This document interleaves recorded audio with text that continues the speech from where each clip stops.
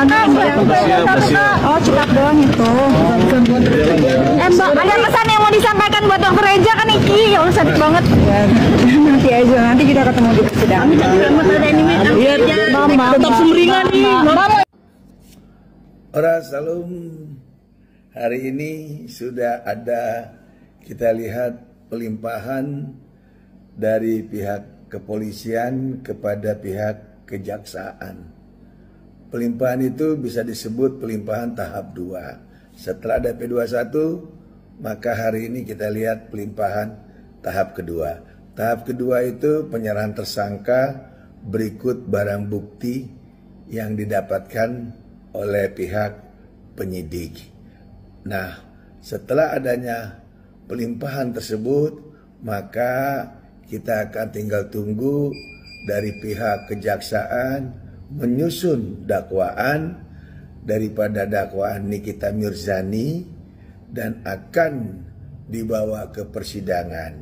Nah, di dalam persidangan, dalam hal pelimpahan ini gunanya untuk membantu, untuk membuka seluruh peristiwa hukum yang terjadi secara umum.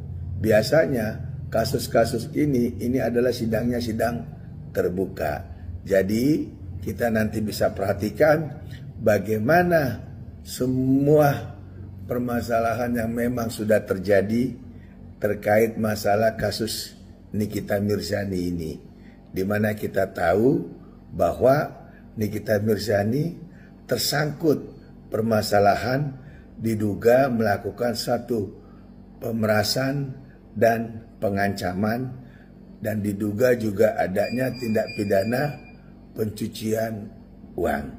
Nah, oleh sebab itu ini akan menarik. Kita akan lihat nanti bukti-bukti atau saksi-saksi dari pihak pelapor berupa apa, apalagi ini terkait masalah penyerahan uang 4 miliar yang dikatakan 2 kali bertahap dilakukan. Namun jangan lupa sidang wan prestasi itu masih berjalan, itu tidak akan mempengaruhi daripada pelimpahan tahap kedua yang telah dilakukan pihak Polda Metro Jaya kepada pihak kejaksaan. Tuhan Yesus memberkati. Saya advokat Dr. Toga Simirang. Semangat, kebenaran akan menemukan jalannya. Dalam sebuah persoalan hukum itu pada titik muara akhirnya itu adalah sebuah kebenaran. Jadi kebenaran itulah yang kita akan cari di dalam perkara ini, dan saya yakin berdasarkan fakta-fakta yang kami temukan, saya yakin apa yang menjadi dugaan adanya tindak pidana pemerasan itu insya Allah tidak mungkin bisa dapat dibuktikan di dalam persidangan. Itu adalah keyakinan kami, karena ada beberapa unsur-unsur yang tidak perlu saya sampaikan, dan itu adalah menjadi kunci di dalam permasalahan ini. Nah, insya Allah seperti itu. Jadi ini adalah bagian dari perjalanan proses hukum ini, dan ini mau tidak mau harus dilalui, harus dilaksanakan oleh Nikita Mirzani dan Ismail Marzuki. Dia dalam keadaan santai, saya ketemu, saya ngobrol, saya jelaskan, insya Allah Rebo kita sidang, kasus perdatanya tetap berjalan. Ya udah lanjut aja Bang, kasusnya kita cari kebenaran, saya bilang, karena apapun, walaupun kamu dalam keadaan ditahan, bukan berarti Nikita adalah orang yang bersalah telah melakukan tindak pidana pemerasan seperti itu. Rabu itu sidang perdata ya? Iya. Oke, sidang yang pidana ini siapa? Belum. Itu nanti biar jaksa yang menjelaskan, karena itu menjadi kewenangan jaksa. Yang jelas dia santai, dia cuma titip aja sama saya. Proses hukum ini harus kita lalui nih, mau tidak mau, karena Niki sekarang ditahan. Untuk menaikkan berkas dari P19 menjadi P21 itu kan tidak mudah. Untuk memindahkan kewenangan dari kepolisian kepada kejaksaan itu tidak mudah. Kenapa? Ketika pihak kejaksaan langsung menerima berkas tanpa dia koreksi, maka tanggung jawab itu ada di kejaksaan. Bagaimana dia harus bertarung mewakili Reja Gladys yang diwakilin oleh kejaksaan karena sudah dilimpahkan ke kepolisian, dia harus berjuang semaksimal mungkin membuktikan di depan persidangan, di depan hakim gitu loh. Jadi kalau menurut kejaksaan unsurnya, buktinya belum cukup, maka dia pasti akan tolak gitu loh. Karena apa? Itu menjadi tanggung jawab kejaksaan, bagaimana marwahnya kejaksaan dipertanggungjawabkan di muka persidangan, di depan hakim gitu loh. Ketika dia mendakwakan, ketika dia mendalilkan, maka dia bisa membuktikan gitu loh. Jangan sampai pengacara daripada Nikita Mirzani bisa mengkanter balik apa yang didakwakan oleh kejaksaan gitu loh. Jadi bicara apakah kemungkinan-kemungkinan yang tadi disampaikan, bisa aja kemungkinan-kemungkinan itu bisa aja main kedip-kedipan, ya kan?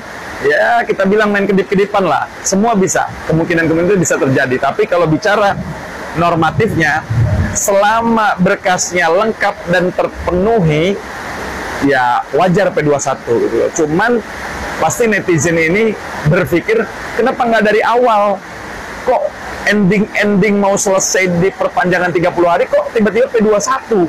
Nah itu, jadi wajar aja lah, asumsi, persepsi wajar, ya kan?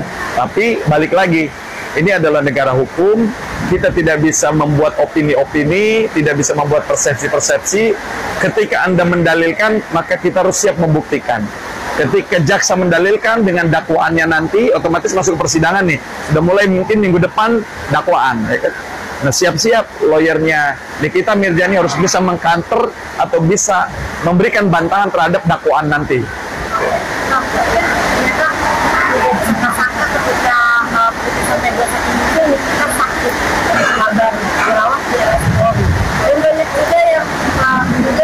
Selalu sakit, dulu kan juga gitu pas kita habis serang, dia sakit. Gimana ya apakah? Ya kalau masalah sakit, semua manusia kan bisa sakit. Apalagi memang faktanya dia lagi dalam pesakitan dong. Namanya naik dari tersangka menjadi terdakwa itu kan pesakitan.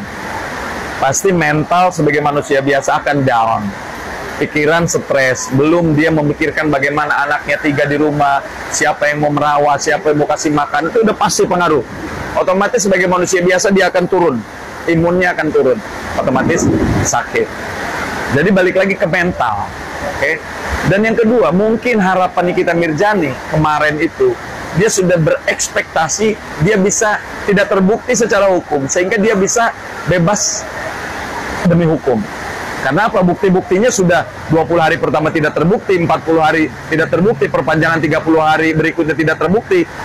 Yang keempat kali perpanjangan 30 hari baru terbukti. Padahal ekspektasinya mungkin dia akan lepas karena unsurnya tidak terbukti. Ketika tiba-tiba di injury time P21 dia shock dong, kaget. Jadi wajar lah, itu manusia, sebagai manusia biasa kita memaklumi lah gitu. Tapi apapun bentuknya, ini adalah negara hukum, kita menganut asas praduga tak bersalah, jangan berkecil hati.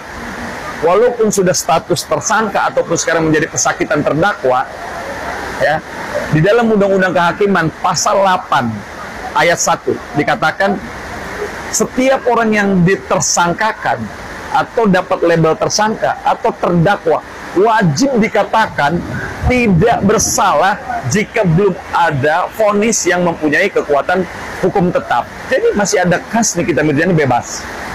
Jadi jangan berkecil hati. Apapun bentuknya, kita adalah negara hukum. Proses harus kita lalui.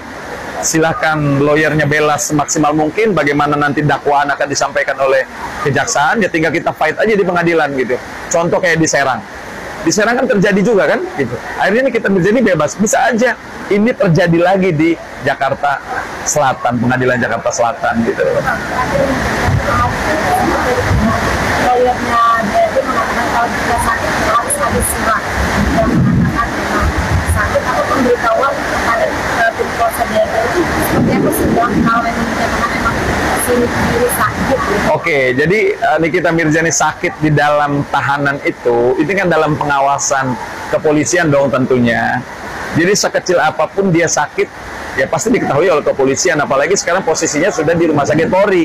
Artinya memang faktanya Nikita Mirzani sakit dan dibantalkan di Rumah Sakit Polri. Jadi kita nggak bisa mengada-ngada gitu loh.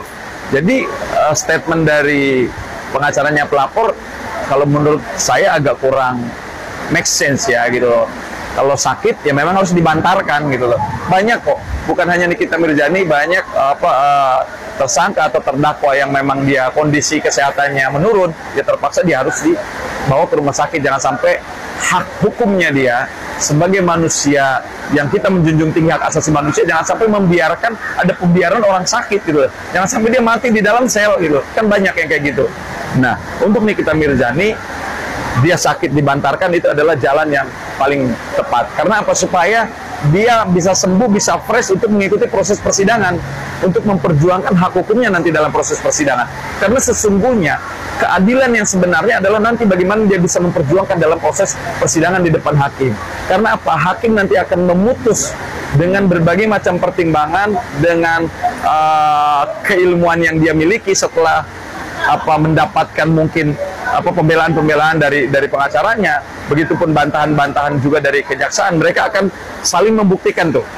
Nah, hakim akan melihat, akan menilai dengan pertimbangan, dengan terobosan, dengan keilmuan hakim, pasti hakim akan bersifat objektif untuk memutus bagaimana, apakah nanti Nikita Mirzani terbukti bersalah atau tidak. Kemungkinan bebas, jika tidak terbukti bersalah pasti dia akan dibebaskan gitu. Karena apa? Hakim ini kan wakil Tuhan. Ada asas hukum, res judicata, pro pere, tato habitor. Apapun keputusan hakim nanti, apakah hakim membebaskan Nikita Mirzani, kita semua harus tunduk dan patuh pada putusan itu gitu. Jadi kita nggak usah berkecil hati, apapun bentuknya kita adalah negara hukum, kita adalah restart. Pasal 1 konstitusi mengatakan bahwa kita harus tunduk dan patuh sama hukum. Semua di mata hukum adalah sama. Equality before the law. Kita equal. Mau Nikita Mirzani kayak mau Reza Gladys, kalau memang salah ya salah, kalau memang benar ya memang benar. Tujuan hukum adalah kepastian, keadilan, dan kemanfaatan. Green Straff, John Doe Scott. Siapa yang bersalah maka dia harus